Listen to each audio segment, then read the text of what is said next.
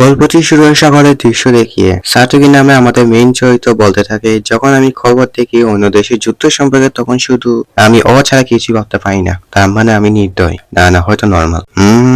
খাবারটা বেশ মজা। রাতে খাবার কে হবে কে জানে। সাতোকি স্কুলের জন্য বের হ।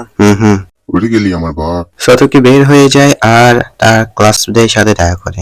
মর্নিং সুসুনোচি, মর্নিং আইডা, গেম খেলি সকাল সকাল। সাতোকি বলে র্যাঙ্ক কত? সেকেন্ড র্যাঙ্ক আরেকটু হাই করতে চাই আমিও। তোরা খুবই কেয়ার ফ্রি। বাইরে সত্যিকারের যুদ্ধ হচ্ছে, কোনো সময় হয়তো জাপানও যুদ্ধ শেষ হয়ে যাবে, কখন কে জানে। তুমি দুশ্চিন্তা করছো? না, এমনি বললাম। চিন্তা করো না, আমি রক্ষা করবো সবাইকে। তোরা প্রেম করো, শুধু আয়রাকে বাঁচাবি? সবাইকে বাঁচাবো। আসলে সাতোকি তুমি বাঁচাবে আমাকে? তা নয়তো কি সবাইকে বাঁচাবো? আফসোস, এটাই হয়তো সাতোকির বড় ভুল ছিল।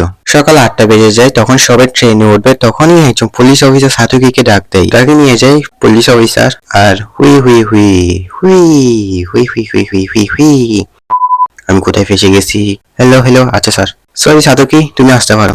কে? সাতোকি ট্রেনে উঠে গেম খেলতে খেলতে ভাবতে থাকে, সবাই হাসবে, আমার শিক্ষক হয়তো বিশ্বাস করবে না, সঙ্গে বইরা তো ফ্রিতে আছে। থাক, আইরার সাথে কথা বলে মন ভালো করে নিব।